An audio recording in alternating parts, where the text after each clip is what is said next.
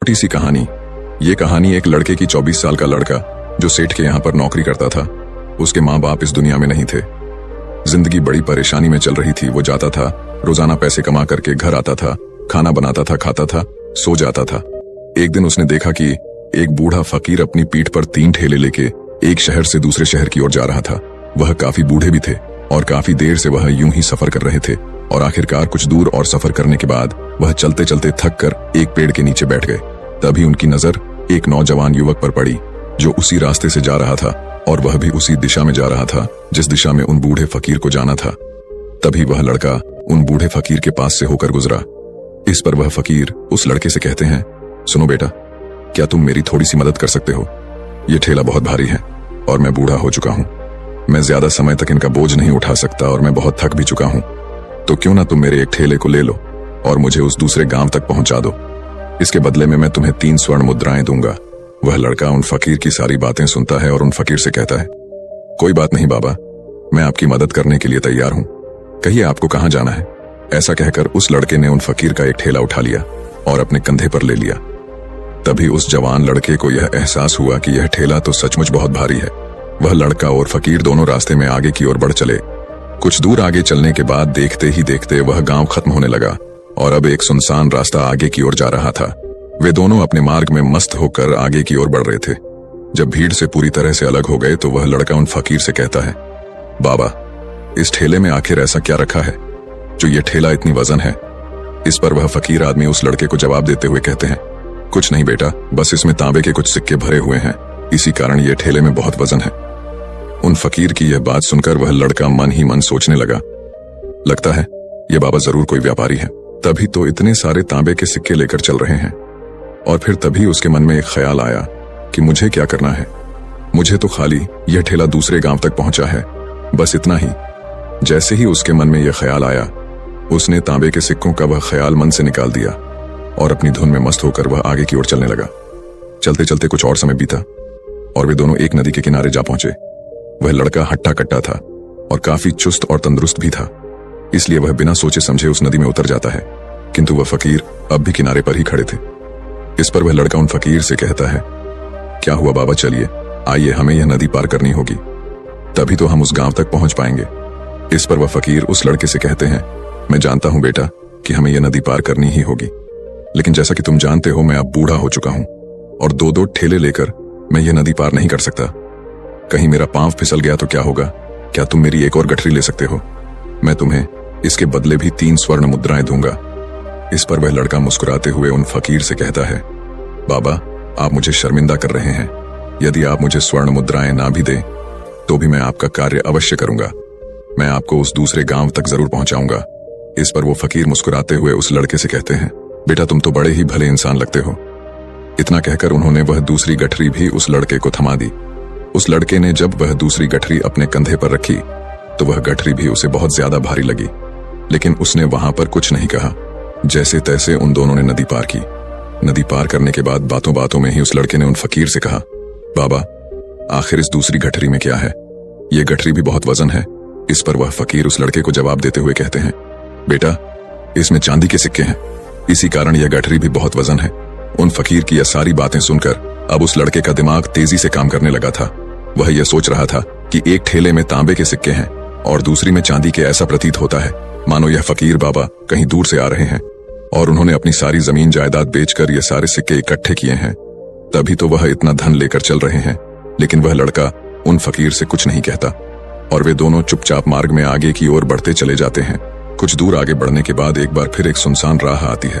उस सुनसान रास्ते को देखते ही उस लड़के के मन में तरह तरह के विचार उत्पन्न होने लगे। वह यह सोचने लगा, अरे, यह तो सुनसान जगह है। अगर मैं यह सिक्के लेकर यहां से भाग जाऊं तो यह फकीर मुझे कब तक दौड़ाएंगे? मुझे नहीं लगता कि मुझे कभी पकड़ पाएंगे और यहाँ पर कोई है भी नहीं जो इनकी मदद कर पाए। और वैसे भी ये बहुत सारे सिक्के हैं, मैं इनसे एक अच्छी दुकान खरीद सकता हूँ, अपना नया व्यापार शुरू कर सकता हूँ। और वैसे भी ये बूढ़ा फकीर अब इन पैसों का क्या करेगा? इससे अच्छा तो मैं ही इन्हें रख लेता हूँ। वह लड़का यह सब बारे में सोच ही रहा था, तभी अचानक उसे खुद पर आश्चर्य हुआ। अरे, मैं यह क्या सोच रहा हूँ? ये फकीर बाबा न जाने कहां से आ रहे हैं और क्या कूच करके इन्होंने इतने सारे पैसे इकट्ठा किए होंगे। मुझे इनका फायदा नहीं उठाना चाहिए। नहीं नहीं, मुझे ऐसा नहीं करना चाहिए। उसने कुछ देर के लिए तो अपने मन के विचारों को काबू कर लिया, लेकिन कुछ देर बाद उसके मन के विचार उस पर देखते ही देखते हावी होने लगे। वह लड़का 2 ठेले लेकर उन फकीर के पीछे पीछे चल रहा था और कुछ दूर आगे चलने के बाद एक पहाड़ी आई। इस पर वह फकीर बाबा उस लड़के से कहते हैं, बेटा, ये पहाड़ी मैं नहीं चढ़ पाऊंगा। मैं काफी बूढ़ा हो चुका हूं और मेरे घुटनों में भी दर्द रहता है। यदि तुम मेरी तीसरी गठरी भी ले लो तो मैं तुम्हें 3 और स्वर्ण मुद्राएं दूंगा, लेकिन याद रखना इसे कहीं गिराना मत, कहीं ये गठरियां खुल ना जाए। इस पर वह लड़का उन फकीर से कहता है, क्यों बाबा, आखिर इसमें ऐसा क्या है?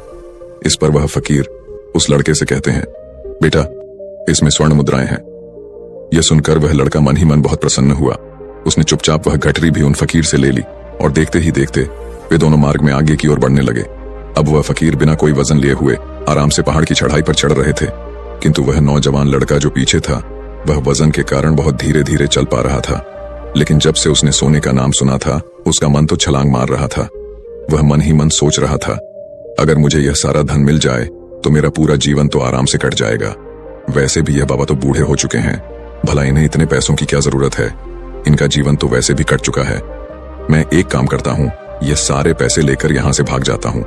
लड़के के मन में अनगिनत विचार उठ रहे थे।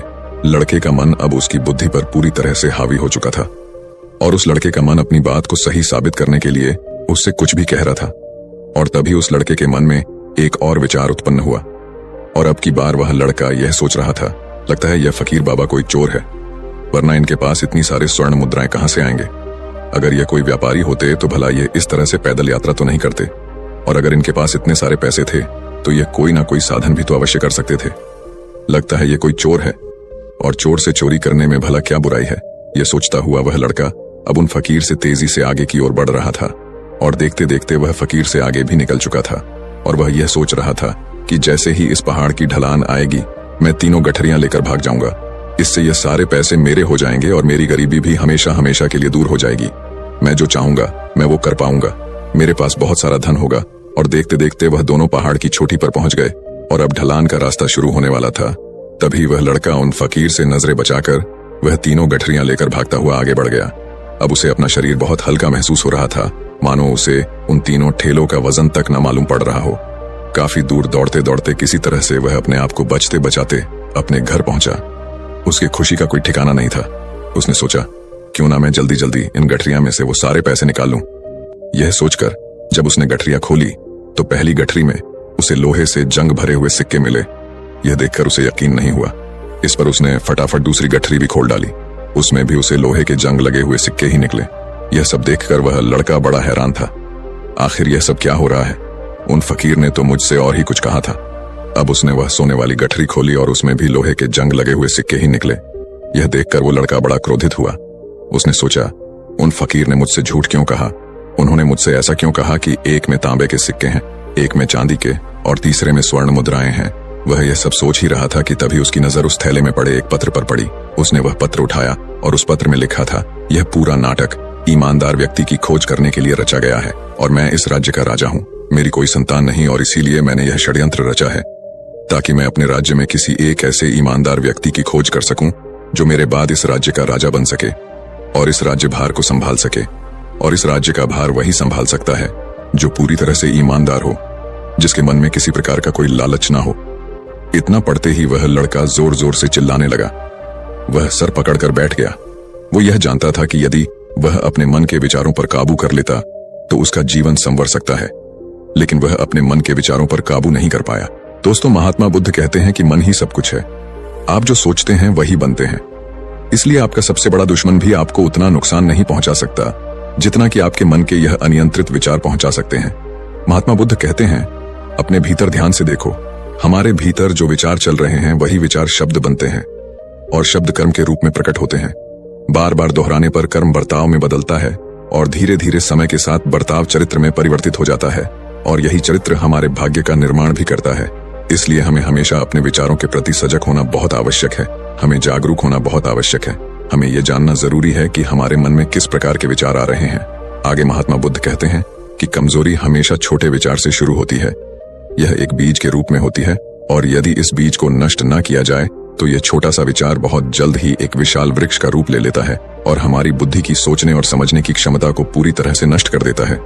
जिस प्रकार आपने इस कहानी में देखा किस प्रकार उस जवान लड़के का मन उस पर हावी हो चुका था और उसकी सही और गलत सोचने की क्षमता पूरी तरह से नष्ट हो चुकी थी, जिस कारण वह यह समझ नहीं पाया कि उसे क्या करना चाहिए, और उसके लालच ने उसके भीतर इतनी ऊर्जा भर दी कि वह तीनों ठेले उठाकर इतनी तेजी से वहां से भागता आगे भी बढ़ गया। इसीलिए जब आपके मन में पहली बार कोई गलत विचार उत्पन्न हो तभी उसे जड़ से उखाड़ देना चाहिए, अन्यथा वह विशाल वृक्ष का रूप लेगा और आपको किसी न किसी गलत राह पर वह ढकेल ही देगा। आप चाहकर भी उसे रोक नहीं पाएंगे। लेकिन अब आपके मन में यह प्रश्न उठ रहा होगा कि हम भला अपने मन के विचारों को कैसे नियंत्रित करें। हमारा मन तो इतना चंचल है, वह इतना शक्तिशाली है कि वह हम पर हावी हो ही जाता है। हम चाहकर भी उस पर नियंत्रण नहीं कर पाते। इसका जवाब में महात्मा बुद्ध हमें दो बातें समझाते हैं। पहली बात, सही इरादा विकसित करो। कई बार आपने देखा होगा कि आपके मन में कुछ और होता है किंतु आप कहते कुछ और है, क्योंकि आपके मन के भीतर जो कुछ बसा है वही आपके मुख से बाहर भी निकल रहा है। लेकिन जब हमसे वह गलती हो जाती है तो उसके बाद हमारा मस्तिष्क अच्छी तरह से काम करना शुरू कर देता है। हमारे सोचने और समझने की क्षमता एक बार फिर से जागृत हो जाती है और ऐसी अवस्था में हमें यह एहसास होता है कि हमसे गलती हो गई है और फिर हमारा मन दुखी हो जाता है। हमारा मन अफसोस से भर जाता है और इस भारीपन और दुख से बचने के लिए महात्मा बुद्ध हमें सही इरादा विकसित करने के लिए कहते हैं। इसके लिए जब भी आप कोई कार्य करने जा रहे हो तो सबसे पहले आपको यह खुद से पूछना चाहिए कि जो कुछ भी मैं करने जा रहा हूँ इसके पीछे मेरा इरादा क्या है। क्या मैं दूसरों को दुख पहुंचाना चाहता हूँ या दूसरों को नीचा दिखाने जा रहा हूँ या मुझे खुद को ऊपर उठाना है। खुद से सवाल कीजिए, खुद को जागृत कीजिए। जब आप इरादों के प्रति सचेत होने लगेंगे, जब आप विचारों के प्रति सजग होने लगेंगे, तभी आपके भीतर सकारात्मक ऊर्जा का प्रवाह होगा। तभी आप सकारात्मक इरादों से जुड़ने लगेंगे और आपके मन के भीतर बसी हुई वह नकारात्मक ऊर्जा और नकारात्मक इरादे दिन ब दिन कम होने लगेंगे। परंतु याद रहे, आपको यह हर रोज करना होगा और आपको यह हमेशा ध्यान रखना होगा कि आपको केवल अच्छा सोचना है। आपके इरादे हमेशा अच्छे होने चाहिए, तभी आप दुख और तकलीफों से बच सकते हैं। अन्यथा आप इसी तरह से दुख और तकलीफों में घिरे ही रहेंगे और आप कभी इससे निकल नहीं पाएंगे। दूसरी बात, मन के प्रति सजगता विकसित करो, जिससे आपका मन देखते देखते शांत होगा और आपके मन के भीतर बसी हुई वह नकारात्मक ऊर्जा, नकारात्मक विचार खत्म होने लगेंगे और आप शांति की ओर आगे बढ़ेंगे। और आपको इसके लिए बस इतना ही करना है कि इस पल में जो कुछ भी हो रहा है, आपकी आंखों के सामने आपके भीतर जो कुछ भी जैसा भी चल रहा है, बस उसे देखते रहना है। अपने मन के अच्छे बुरे विचार, अपनी भावनाएं और अपनी यादों पर बिना प्रतिक्रिया दिए उन्हें केवल देखते रहना है, जिससे आपके मन के सारे विचार देखते ही देखते खत्म होने लगेंगे। आपका मन खाली होने लगेगा और आप नकारात्मक विचारों से न सोच से बच सकते हैं और आप इन दुख और तकलीफों से भी दूर रह सकते हैं। इसीलिए महात्मा बुद्ध कहते हैं, जो स्वयं को देखता है वही सबसे बड़ा तपस्वी है। अर्थात जो अपने मन में चल रहे उन विचारों को बिना प्रतिक्रिया दिए हुए केवल देखता है और उन पर कोई भी प्रतिक्रिया नहीं करता, बस उन्हें देखता और समझता है। वास्तविकता में वही मन पर नियंत्रण भी कर सकता है और वही अपना जीवन सुखी और खुशहाली